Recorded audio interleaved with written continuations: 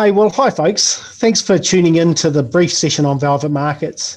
We've had to come up to speed pretty quickly with all this video conferencing and webinars and what have you, and I must admit, it's not as much fun as the physical meetings.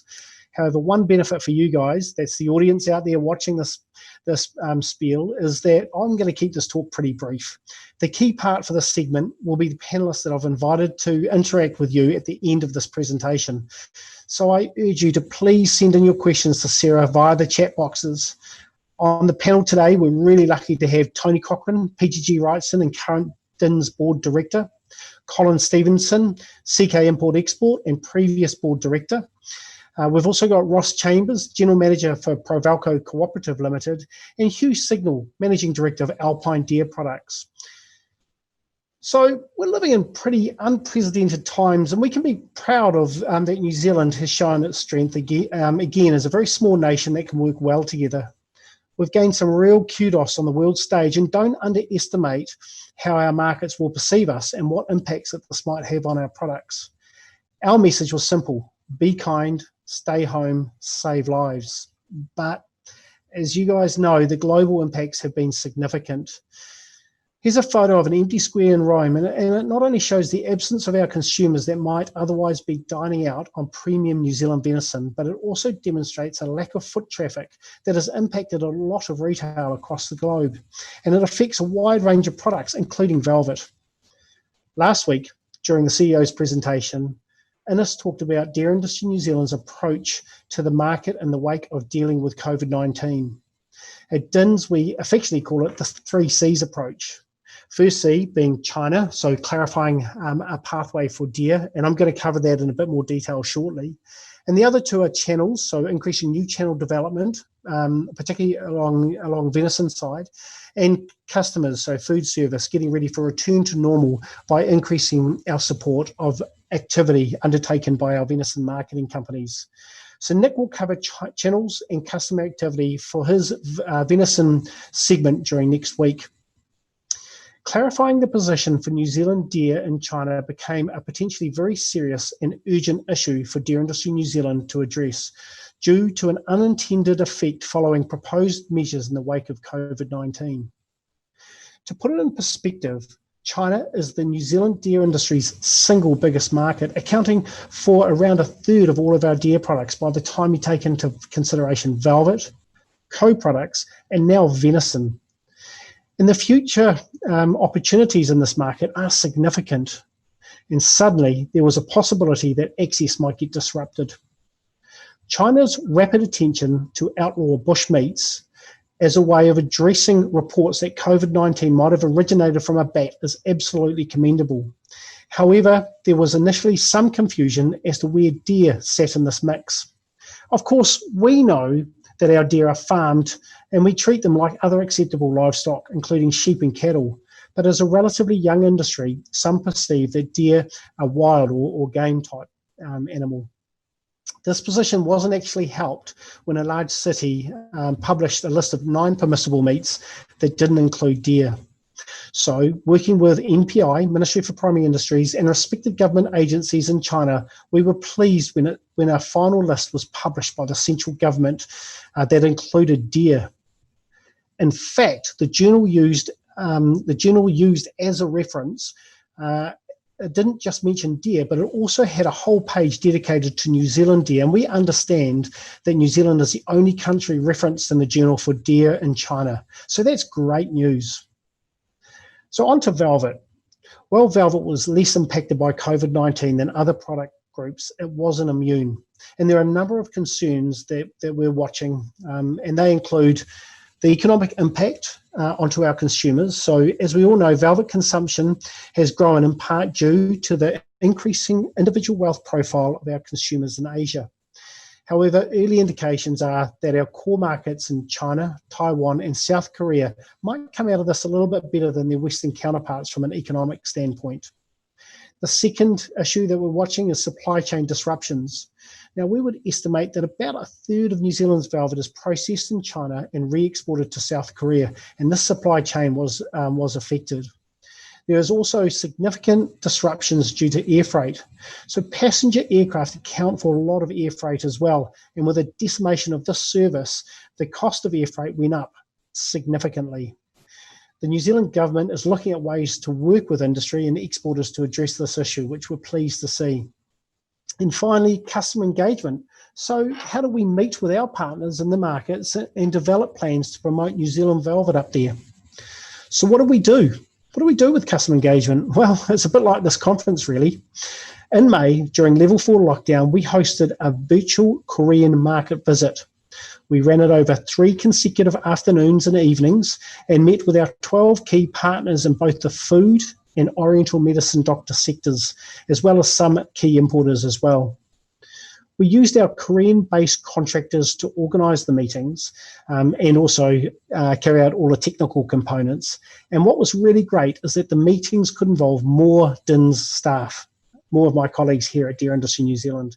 We were really lucky to have Dairy Industry New Zealand Science and Policy Manager, Catherine, as well as our Environmental Stewardship Manager, Lindsay. Catherine was able to describe firsthand the latest research on velvet composition that you've just heard in the previous webinar and how much New Zealand velvet has improved over the years. Including Lindsay was also a real bonus. So in Asia, many people perceive New Zealand as a clean, green country, and we're really heartened to see the industry investing and ensuring that this continues for generations to come. This really helps the overall position of the New Zealand velvet brand. The virtual market visit to Korea was a great chance to manage our customer relationships and provide a bit of a novelty factor, it must be said. You can see from the central picture on this particular slide that the typical photo opportunity still exists. And what do we find when we're talking to our customers? Well, firstly, the negative. Bricks and mortar, the physical stores, were impacted, as you'd imagine, with no foot traffic happening. Oriental medicine doctor clinics also suffered as elderly patients stayed away from clinics for fear of coming into contact with actual COVID-19, similar to probably what happened over here with doctors. But we actually had reports that both of these areas have rebounded somewhat now. Next, on to the positive. And there are 3 key elements here. So companies reported that their online and home shopping channels increased in sales, in some areas, quite a bit. Secondly, products with perceived immune function benefits were higher in demand. And thirdly, reports from other places like our embassy in South Korea were that New Zealand health products, and particularly food, were in strong demand as well. So how has our velvet season gone? Final figures, it's too early to have final figures available yet, but our latest estimates are that production will be slightly up on last year. We've budgeted for about 850 tonnes, and we should be reasonably close to that figure. Large exporters report that they've pretty much sold all of their product. Actually, that was the case about 2 or 3 months ago. So things were a bit slower to move this year, though. With the increasing production figures, exporters need to work harder every year to sell the increasing volumes. And of course, prices were back a bit on last year, but I do really want to emphasise that this is due to supply chain disruptions rather than any potential downsides on the consumption. In fact, there have been even more products launched over the course of this year, even during the COVID outbreak, that contains and promotes New Zealand velvet. This slide alone shows 7 new products that were launched over the last few months. So the picture of our velvet industry is pretty positive. We've got a healthy and growing industry. And over the last 8 years, it has nearly doubled in its volume and more than trebled in its value. It's good to have a growing and confident industry, but we do need to be mindful of growing too fast. What will next year bring? Well, it's still too early to predict, but there are some known facts. Number 1, many consumers in Asia use New Zealand velvet for perceived immune function properties. That's a great space to be in right now. Number 2, underlying demand for New Zealand velvet in both South Korea and in China is strong, and there is increasing interest now from other parts of Asia as well that we are currently investigating. And finally, the farm gate value for velvet is also really strong at over $100 million. We've come a long way from only a few years ago when the industry was around that $30 million mark and decreasing. So things are looking pretty good out there, but we just need to be mindful on a few of those factors. Thank you very much for listening to me, and I look forward to engaging with you shortly on the panel. Thank you. And as we go now, we are joined by Rhys Griffiths, Velvet Marketing Manager for Dairy Industry New Zealand, on the line. Now, why does DINS disclose New Zealand's production figures when overseas importers might use them to drive down prices, especially with global broadcasts like this? It's one of those really tricky situations that we're posed with. It's there are commodity traders up in the markets that will use anything they can do to try and drive down prices or try and manipulate prices in some way. I'm not saying there's everyone out there, but there are one or two. Our production has been increasing here in New Zealand, but it's been increasing to meet an increasing demand for velvet, so increasing consumption. From our point of view, we need to budget, provide a budget, and we need to go out and consult to people on that budget. So we need to consult to our farmers and our exporters and say, hey, look, guys, this year we're looking at producing around about 850 tonnes or whatever it is. So when we go out and we consult to people, sometimes that message can get out to the markets as well. And about 2 or 3 years ago, we certainly had the message. We were clocking at around about 600, 650 tonnes. And there was a message out there from a couple of people, hey, don't talk about the tonnage in the marketplace. But in the absence of us not referring to it in our normal kind of absolutely transparent kind of way of operating, I can tell you right now that most of the people out there, we're kind of estimating that our tonnage that season would be about 1,000 tonnes or something that was absolutely ridiculous. So in the absence of our communication, the actual tonnage became much worse. So we need to consult with people. We need a budget on how we on how much we think we're going to get, and we need to be transparent with our partners in the market. Now, we are running a bit short on time today, so I will just ask you to hold some of these questions for the gentlemen that we have. We have Ross Chambers from Provilco, Colin Stevenson from CK, and Hugh Single from Alpine Deer, with the apologies to Tony Cochrane from PGG Wrightson not joining us. So just welcoming to the program there, Hugh, Colin and Ross. Now, we were talking about velvet composition earlier, Rhys, with Dr. Stephen Haynes and, of course, Catherine Sayer's presentation. Colin, question to you. What do you think about the velvet composition research presented earlier? Do you think it's going to help us sell more products? I think in the long term it could be very beneficial to us, especially as companies move further toward polypeptides, amino acids. Long term, it must give us some grunt in the market. There's quite a push that I've seen in some of these huge factories overseas, trying to look at different kinds of products that have potential health benefits in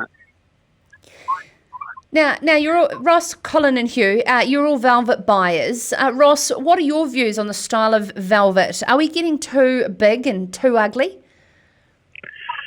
Look, it's a tricky question to answer quickly, but what we've got in the market are two sectors. We've got traditional and we've got the evolving modern sector.